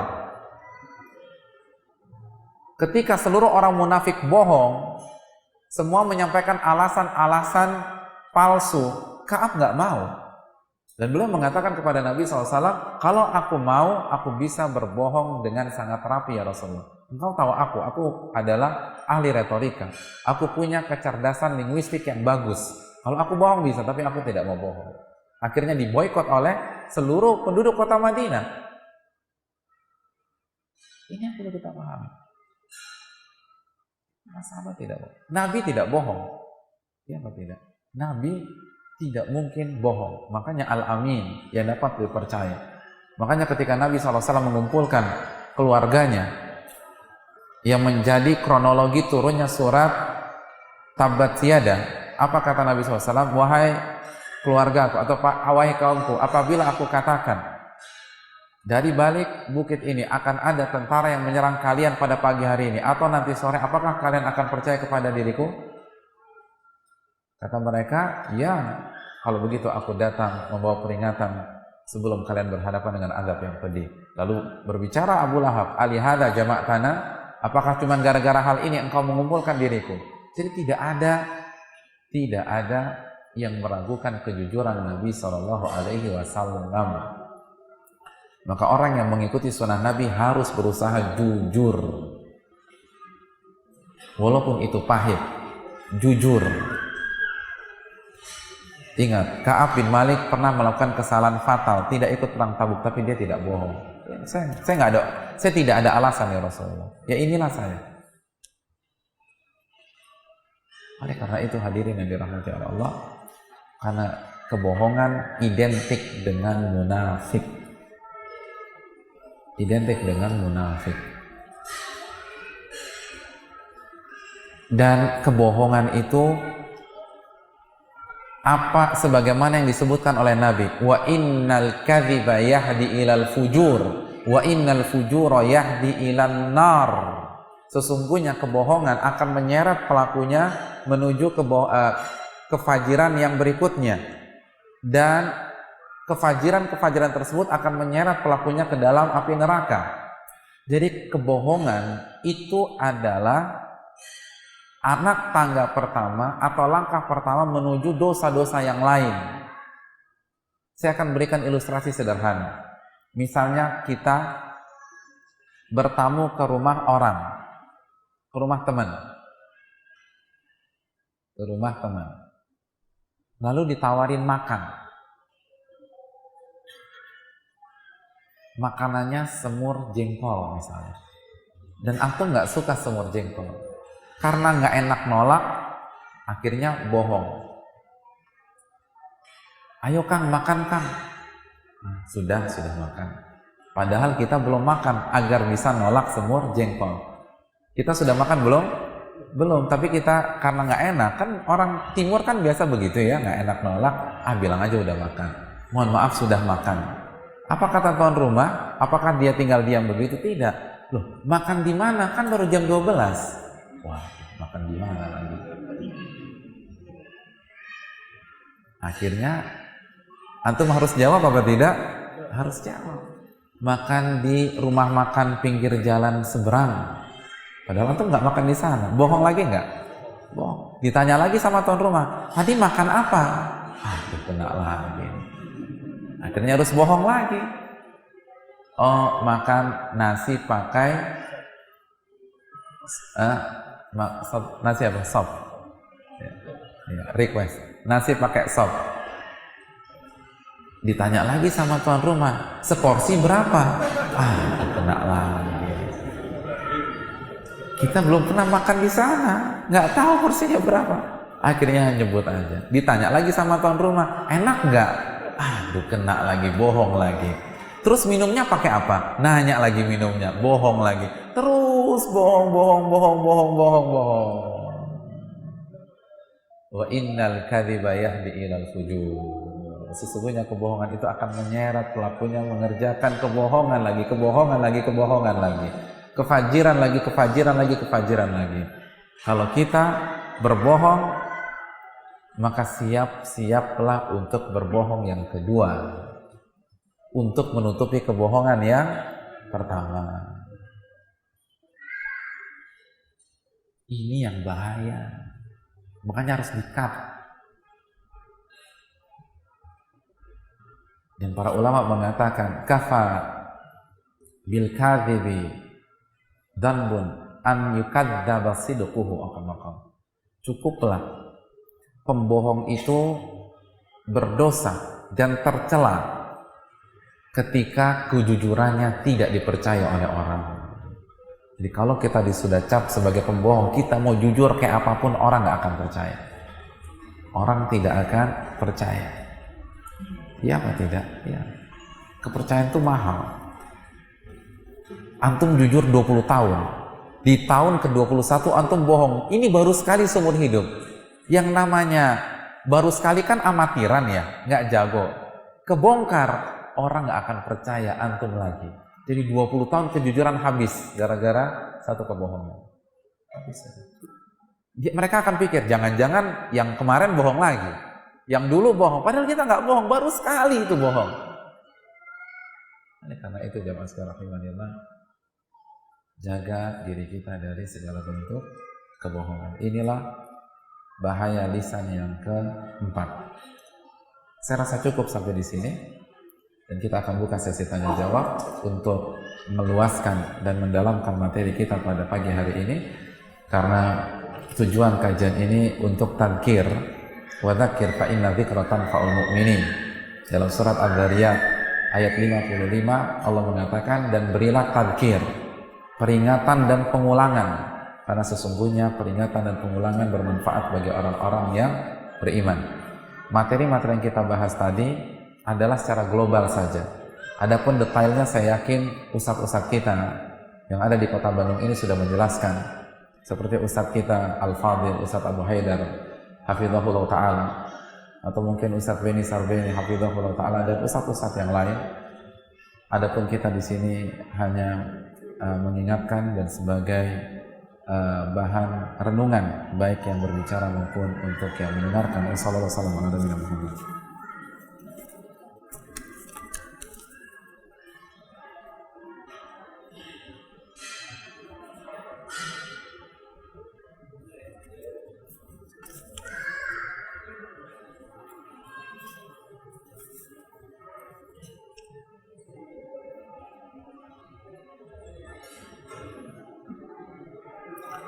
Lebih baik mana antara orang yang sudah ngaji tapi masih senang gibah dan bohong dengan orang yang belum ngaji tapi masih juga gibah dan bohong? Mohon penjelasannya. Iya, terima kasih dan jazakallahu khair. Lebih baik sudah ngaji tapi tidak gibah dan bohong. Itu lebih baik. Jadi kok nggak ada yang bagus semua sih? Yang bagus dong. Jadi optimis gitu loh. Kan kalau saya bilang lebih baik yang belum ngaji, udah kalau begitu besok saya nggak ngaji lagi, kan gitu pola pikirnya. Kalau saya jawab yang sudah ngaji, berarti nggak ada masalah dengan kebiasaan saya. Jadi nggak ada yang bagus, nggak ada yang lebih baik, semuanya buruk. Tapi kalau ditanya dosanya mana yang lebih besar, diperinci juga, dia nggak ngaji kenapa? Kalau dia berpaling, maka ini dosa besar juga. Wa man a'rada an dzikri fa inna lahu ma'isyatan dhanka, dalam surat Thaha ayat 124. Barang siapa yang berpaling dari peringatanku, dari ilmuku, dari agamaku, maka dia akan menghadapi, dia akan melewati dan menjalani kehidupan yang sengsara. Dan ada pun orang yang sudah ngaji tapi masih gibah atau bohong, dia juga kena beberapa dalil dalam Al-Quran yang mencela orang yang berilmu tapi masih jatuh dalam kesalahan. Kamu maqtan indallah ya taqulu ma la taf'alun, dosa kemurkaan Allah dan dosa besar di sisi Allah engkau berbicara apa yang engkau tidak lakukan. Jadi sekali lagi, hindarilah dua penyakit lisan ini.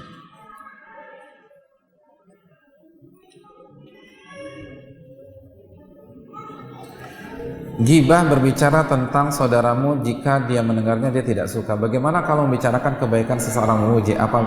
Padahal bisa saja orang yang dibicarakan tidak suka karena dia takut riya. Ya, terima kasih dan jazakallahu khairan. Maksud dari Nabi dzikruka akhaka bima yaqra, engkau membicarakan saudaramu yang apabila dia mendengarkan dia tidak suka, maksudnya hal-hal yang buruk. Dan yang dimaksud gibah jika itu fakta. Adapun jika itu tidak sesuai dengan fakta, maka dinamakan fitnah. Nah, bagaimana dengan hal yang baik? Maka hal yang baik tidak ada masalah sama sekali. Bahkan dianjurkan oleh banyak para ulama. Dan ini salah satu bentuk wala kita, sayang kita kepada saudara kita. Kita sebutkan kebaikannya di belakangnya. Insya Allah dia nggak akan marah. Karena karena di belakangnya.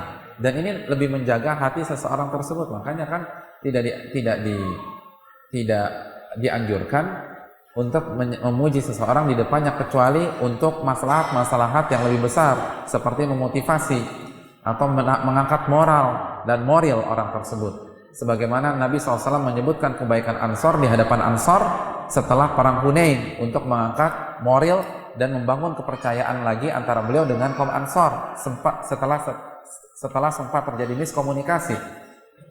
Jadi memuji orang di hadapannya pun nggak haram secara mutlak, harus diperinci. Tapi intinya yang terbaik hukum asalnya memuji orang itu di belakangnya. Dan ini yang bagus. Dan salah satu hikmahnya agar ukhuwah di antara kita itu semakin kuat.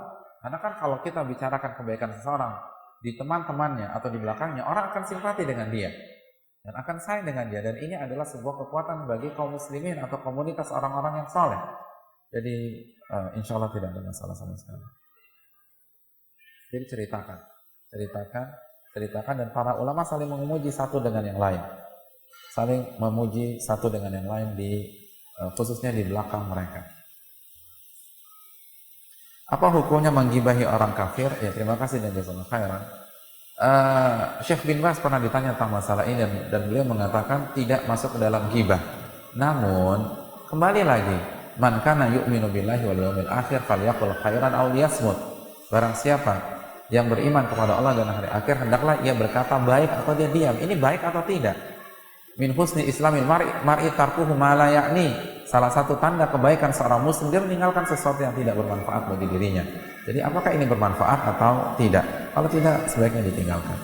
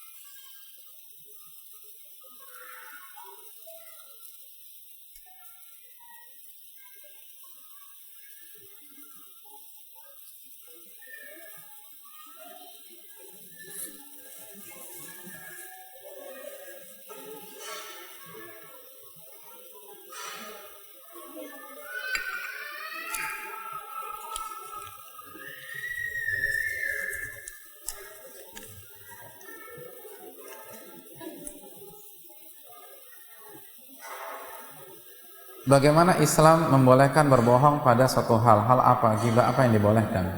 Ya, terima kasih dan jazakallahu khair. Sekali lagi, materi kita bukanlah membahas sesuatu secara detail, namun ini adalah majelis tadzkir, majelis untuk mengingatkan kembali dan bermuhasabah. Adapun bohong yang diperbolehkan sebagaimana yang disabdakan oleh Nabi SAW, tidak ada kebohongan kecuali di 3 hal. Yang pertama apa?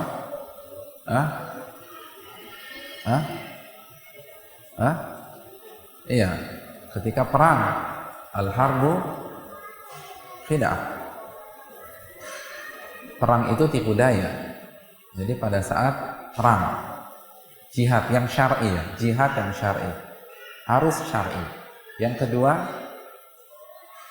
al-islah, mengislahkan di antara kedua belah pihak yang bertikai. Dan ini perlu saya ingin menekankan sekali lagi pentingnya masalah ini. Kalau antum melihat, kita melihat ada 2 saudara kita yang sedang bersengketa, atau 2 pihak yang sedang bersengketa, atau 2 badan yang sedang bersengketa, apa-apa saja, pokoknya ada persengketaan, ada permasalahan, kita boleh bohong untuk mengislah. Jadi jangan polos.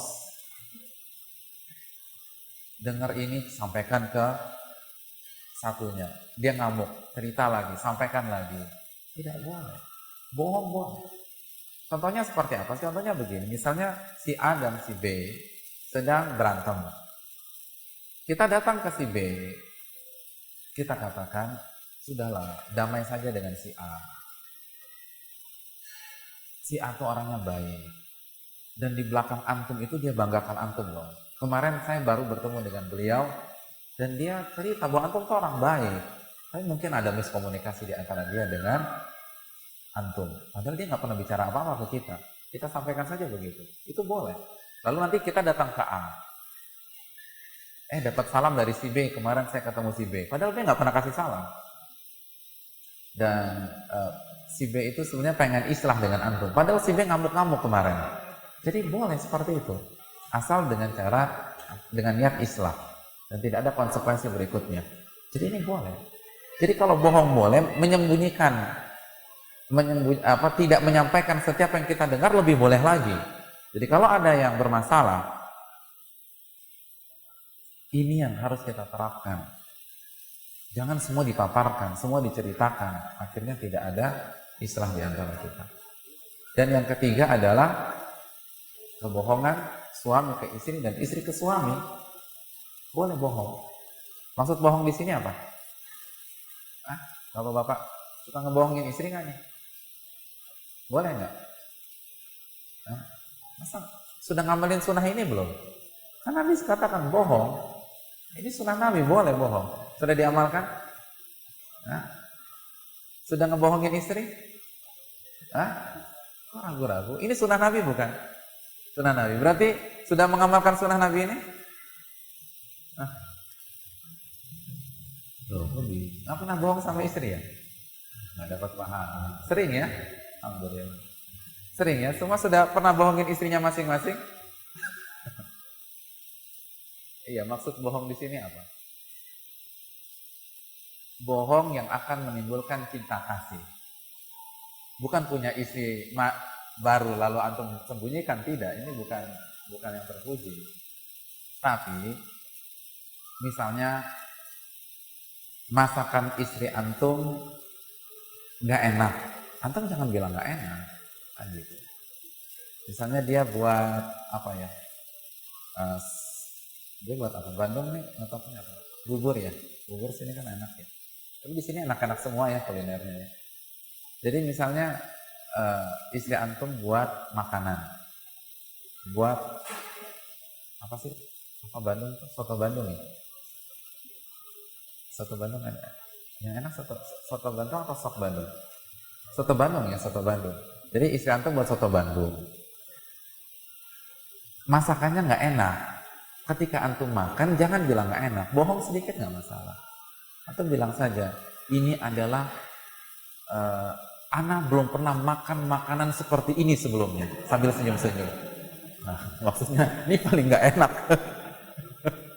Ini paling. Jadi sekali lagi, ya pakai bahasa-bahasa gitu sambil senyum-senyum. Oh, masya Allah. Ya. Jadi ini penting. Begitu juga dengan istri, boleh. Misalnya misalnya suami memberikan sesuatu, kita nggak suka, bilang aja ini pemberian yang sangat indah, aku terharu mas dengan pemberian kamu ini gitu. Jadi sekali lagi ini yang perlu dicamkan. Misalnya ada istri kita kena kanker, akhirnya di kemo, rambut botak. Itu kan wanita itu kan drop kalau rambutnya botak, iya tidak? Lalu ketika antum melihat istri antum rambutnya botak, antum puji, kamu tuh semakin cantik aja, semakin aura saja. Padahal benar apa enggak? Iya, nggak masalah seperti itu. Itu boleh. Itu boleh, walaupun misalnya. Atau adapun gibah yang diperbolehkan itu panjang, mungkin ada waktunya kita bahas. Di antaranya adalah gibah sebagai saksi. Jadi antum sebagai saksi, antum melihat pembunuhan, antum lihat pembunuhan yang membunuh muslim, lalu antum dipanggil.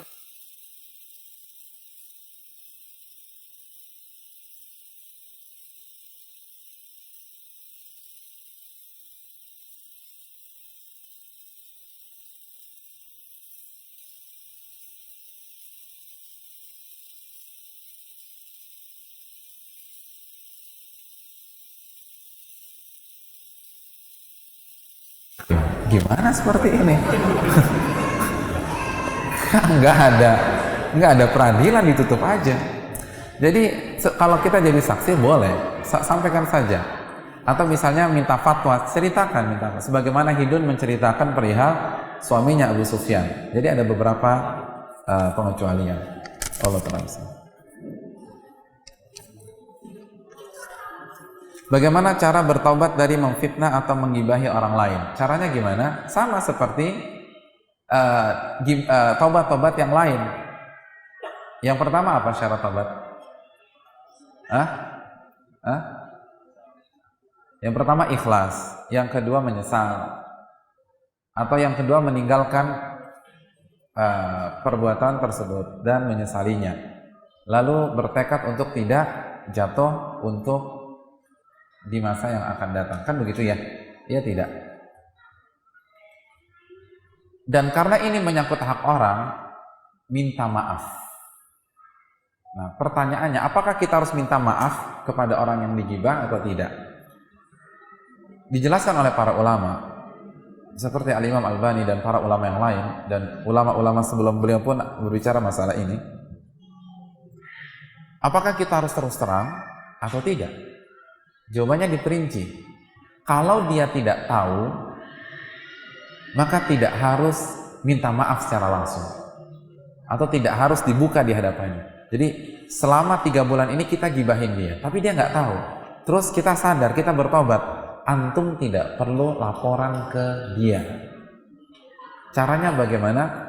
Doakan agar Allah Subhanahu wa Ta'ala mengampuni kesalahannya, beristighfar untuk dirinya, dan doakan orang tersebut. Jelas ini? Jelas tidak? Kenapa? Karena kalau antum minta maaf, bisa jadi hubungan justru rusak. Oh, jadi antum yang selama ini gibahin saya. Kan begitu. Ana nggak sangka sebelumnya. Ana sakit hati keluar dari rumah saya. Akhirnya kan pecah. Awalnya padahal nggak pecah. Jadi kalau dia nggak tahu, jangan bicara. Tapi langsung tobat kepada Allah, dan sebagai kompensasinya, doakan dia. Minta agar Allah mengampuni dosa-dosanya.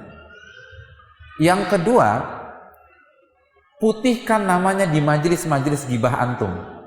Jadi misalnya kita di Bandung ini punya 3 majelis gibah. Jadi mungkin omset sudah banyak, jadi buka cabang banyak. Jadi cabangnya udah 3 majelis-majelisnya. Nah, ketika antum gibahi dia, ini di 3 majelis tersebut, maka antum harus putihkan namanya lagi. Sampaikan bahwa yang saya sampaikan itu keliru, dia orang baik, bla bla bla bla bla begini. Dan saya salah, saya sudah menggibah. Mari kita bertobat kepada Allah. Jadi jangan disampaikan, kita doakan, dan yang kedua putihkan namanya. Jelas? Adapun kalau dia sudah tahu, maka harga mati sudah. Harus minta maaf. Harus minta maaf.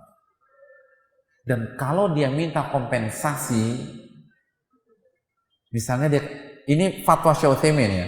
Kalau dia minta kompensasi, misalnya, ana nggak maafin antum kecuali antum bayar 3 juta, kasih 3 juta ke dia. Itu lebih baik daripada dia tuntut di akhirat. Itu lebih baik daripada dia tuntut di akhirat. Jadi nggak murah tobat dari ghibah.